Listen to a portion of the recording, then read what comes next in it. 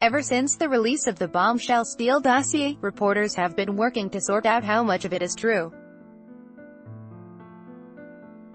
Document alleges that Donald Trump was blackmailed into becoming close with Russian dictator Vladimir Putin and ultimately accepted election help from a hostile foreign power. Sponsored. We now know that Trump was very much susceptible to blackmail, whether by the Russians or someone else. Blackmail is at the center of the Steele Dossier, said host Chris Hayes. Hayes then pointed to the New York Times reports on Trump's relations with National Enquirer publisher David E. Pecker. The idea of that is not at all far-fetched. In fact, it already exists. Natasha Bertrand of The Atlantic agreed Trump was very much susceptible to blackmail. This is potentially the most blackmailable president in United States history, she said. The fact that the National Enquirer had decades of information about his affairs, his children, about even Melania, speaks volumes about the president's life and all of the shady things he did throughout his career, most of which, perhaps all of which, he never faced real consequences for. Bertrand said that what we know about the relations between Pecker and Trump substantiate two key parts of the dossier.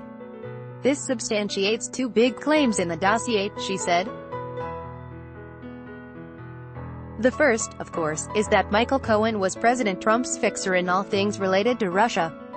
Just as he was the fixer in relation to burying stories about Trump's extramarital affairs, he was also, according to the dossier, his fixer in burying the story of the Trump campaign's conspiracy with Russia to win the election.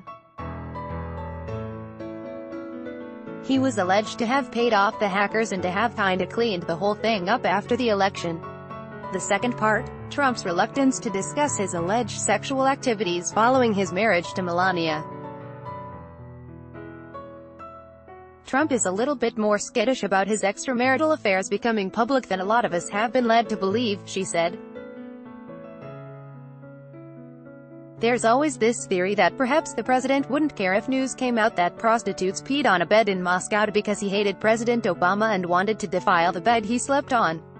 Now we know that Trump has gone to great lengths to hide these details of his personal life, and it really makes you wonder that if those salacious details in that dossier are true, what lengths have the president gone to keep the Russians from exposing them? Natasha Bertrand.